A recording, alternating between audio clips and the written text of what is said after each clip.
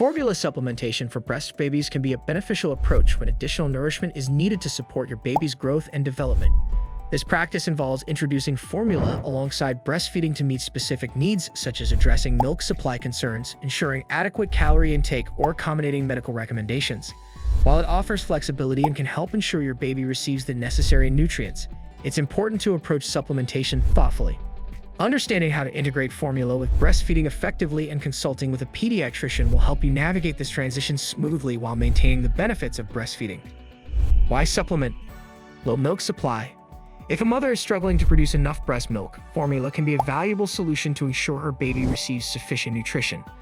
Formula provides a complete and balanced alternative that meets the baby's dietary needs, helping to support their growth and development.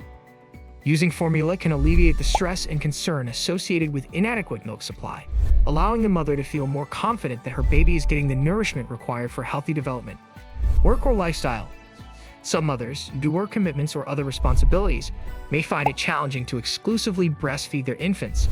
In such cases, they might choose to supplement breastfeeding with formula. This allows them to ensure their baby receives adequate nutrition while balancing their personal and professional obligations. Formula feeding can offer flexibility and support, enabling mothers to maintain their schedules without compromising their baby's dietary needs.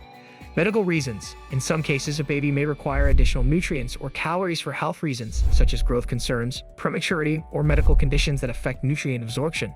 In these situations, formulas can be specially tailored to meet these specific needs, providing extra calories, vitamins, or minerals that may not be adequately supplied through breast milk alone. This ensures that the baby receives the essential nutrients necessary for their overall health and development, and supports their well-being in addressing any unique dietary requirements. How to introduce formula. Timing. The introduction of formula is normally not recommended until the infant has been breastfed for a considerable amount of time, which is typically between 4 and 6 weeks. During this period of waiting, the mother and the infant are able to establish a solid routine for breastfeeding. This helps to ensure that the mother's milk supply remains consistent and that the infant is able to latch on and eat successfully. If you start giving your child formula too early, it could potentially disturb this process, which could result in problems such as decreased milk production or misunderstanding regarding the nipple. The transition to formula can be made easier and less likely to have an influence on the breastfeeding experience if it is delayed until the breastfeeding relationship has been formed and successfully maintained. This strategy assists in the incorporation of formula into the diet of the infant in a manner that is more effective and balanced while still preserving the advantages of nursing. Gradual introduction. When introducing formula into a baby's diet, it's best to start gradually by replacing just one breastfeeding session with a formula feed. Begin with a single feeding to observe how the baby responds to the formula.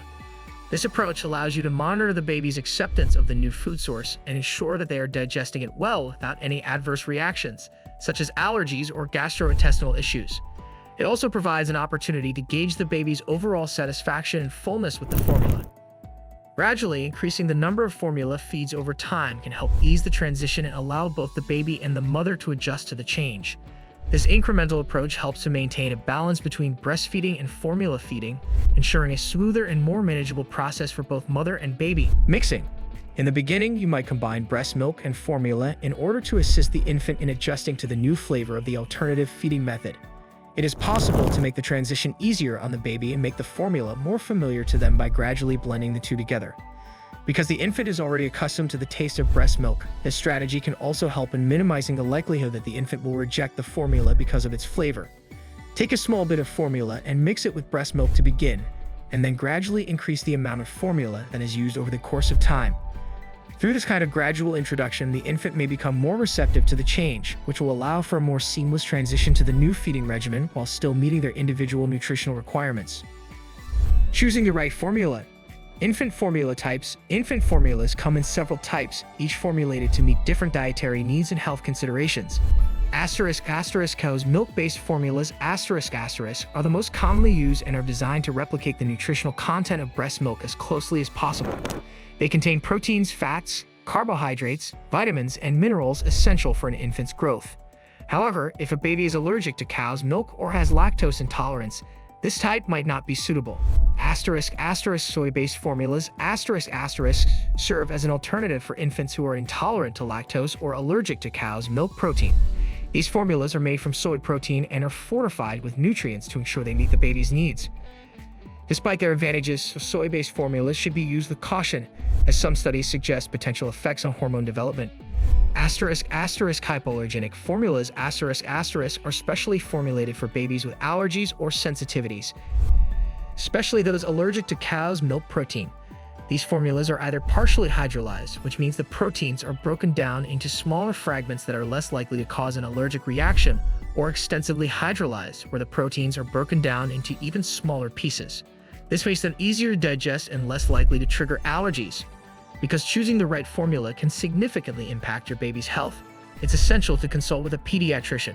They can help determine the best option based on your baby's individual health needs, growth patterns, and any potential allergies or intolerances. Nutritional needs. When selecting an infant formula, it's crucial to ensure that it meets the nutritional standards set by reputable health organizations, such as the American Academy of Pediatrics, AAP. The AAP provides guidelines to ensure that infant formulas provide the essential nutrients required for a baby's growth and development. Formulas that adhere to these standards are rigorously tested and regulated to ensure they contain the appropriate levels of proteins, fats, carbohydrates, vitamins, and minerals. The AAP's guidelines cover various aspects, including the balance of macronutrients, proteins, fats, and carbohydrates, micronutrients, vitamins, and minerals, and the presence of essential fatty acids like DHA and ARA, which are important for brain and eye development. They'd also address the safety and quality of ingredients used in formulas. Choosing a formula that meets these standards helps ensure that your baby receives a balanced and complete diet, supporting their overall health and developmental milestones. Before selecting a formula, check the label to verify that it meets the AAP's nutritional guidelines and consult with your pediatrician to confirm that it is the best choice for your baby's specific needs. 4. Feeding considerations. Feeding amounts.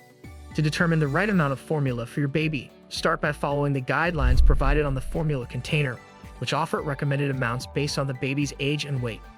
These guidelines are designed to meet the nutritional needs of most infants and provide a general framework for feeding. However, individual babies may have different requirements based on factors such as growth rate, appetite, and overall health.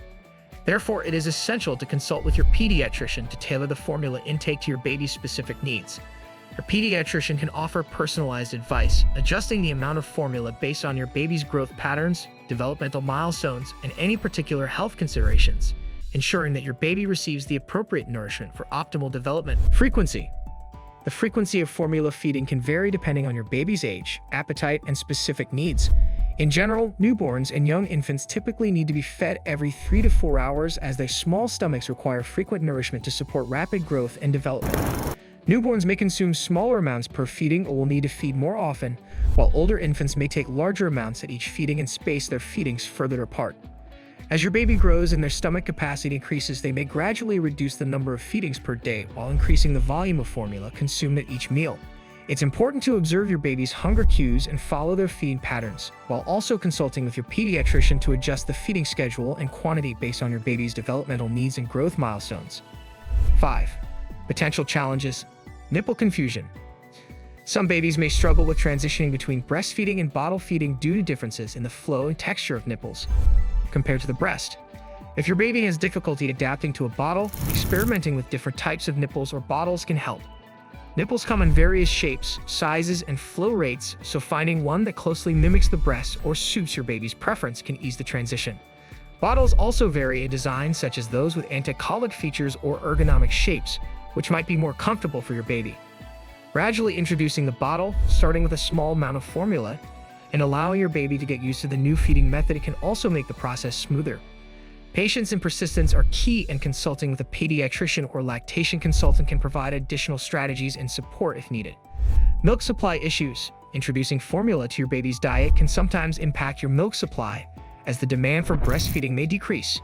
To help maintain your milk supply, it's important to continue breastfeeding as much as possible. Regular breastfeeding stimulates your milk production and helps ensure that your body continues to produce enough milk.